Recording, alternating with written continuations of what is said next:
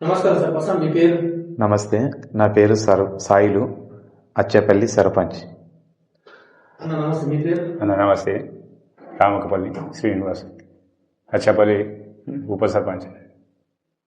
అన్న నమస్తే, మీ పేరు? నమస్తే, నా పేరు లోకేష్. నేను 2వ వార్డు మెంబర్, పంచాయతీపల్లి జీపీ 2వ వార్డు మెంబర్. సర్పంచ్ గారు, మీ గ్రామంలో మీరు గెలిచిన తర్వాత గుర్తించిన సమస్యలు ఏమి? మనకు వాటర్ ప్రాబ్లం ఏమున్నా చూసుకుంటున్నాం. వాటర్ ఇళ్ళలో కానీ నల్ల ట్యాప్లు పెట్టడం అలాంటి, మనకు ఎమ్మెల్యే ఫండ్స్ తోటి సీసీ రోడ్ వేసినాం 15 lakhs అది చేయడం జరిగింది. ఇంకా రాగానే ఇంకా శాంక్షన్ కూడా ఒక 3 కోట్ల బీటీ రోడ్ ఇచ్చిండు. ఆ బీటీ రోడ్ కూడా శాంక్షన్లో ఉంది. పక్క ఊళ్ళో మన రేపడ వల్ల నడుస్తుంది వరకు, అది కావాలని ఇక్కడ చేయడం జరుగుతుంది. మీ గ్రామంలో త్రాగునీటి సమస్య పైన ఎట్లా ఉంది పరిస్థితి? తాగునీరు బాగుంది. తాగునీరు అనేది సరఫరా ఉంది. లాస్ట్ మూమెంట్లో జర ఇబ్బంది అయింది. ఇప్పుడు బాగుంది. ఎమ్మెల్యేకి ఒక బోర్ అడిగినాం, అది కూడా ఇస్తాని మాట ఇచ్చాడు.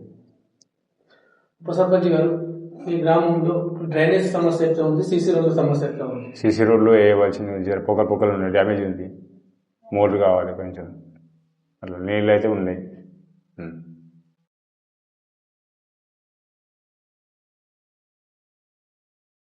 వార్డు మెంబర్ గారు, మీ వార్డులో సమస్య ఎట్లా ఉంది? మా వార్డులకు ఒక డ్రైనేజ్ ప్రాబ్లం ఉంది, ఒకటి రోడ్డు ప్రాబ్లం. సర్పంచ్ గారు, మీ గ్రామంలో శ్మశాన వాటిక ఎట్లా ఉంది, దాని పరిస్థితి?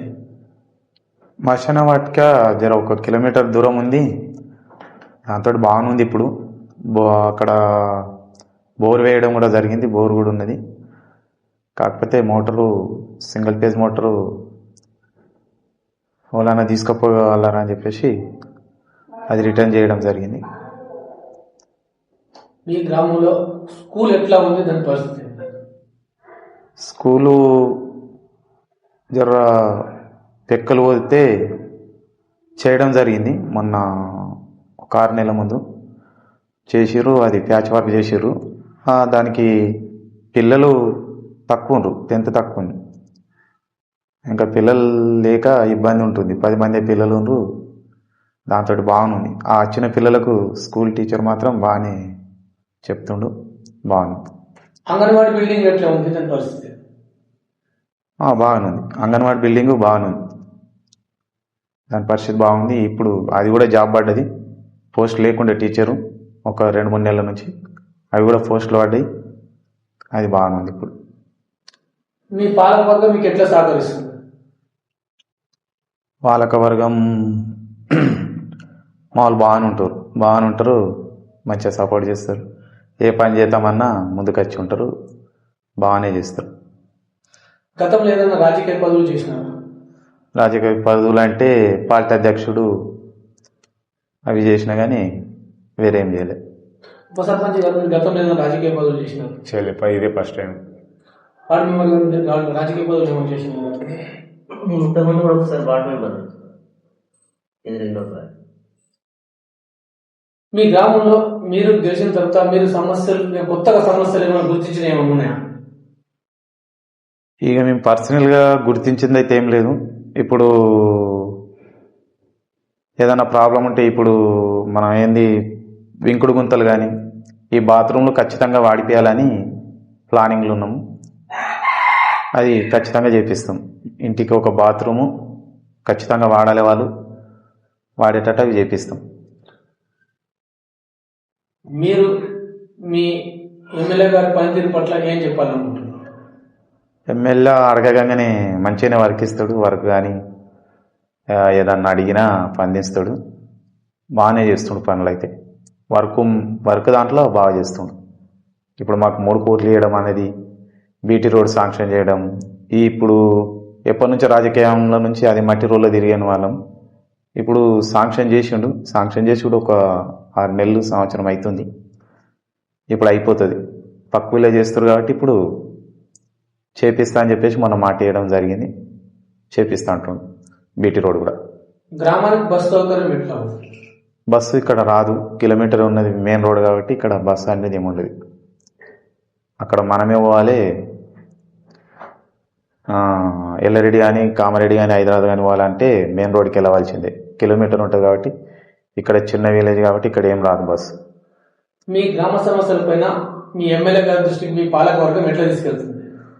మేము ఏదన్నా ఉంటే ఇందిరామీన్లు అంటే ఇందిరామ కమిటీ సర్పంచ్కి ఇదంతో తీసుకెళ్తున్నాం. మొన్న పెట్టినాం కానీ కొద్దిగా క్యాపిటల్ రాలేదని చెప్పేసి ఈసారి ఇండ్లు రాలేవు. నెక్స్ట్ టైం ఖచ్చితంగా ఇస్తాను మాట ఇచ్చాడు.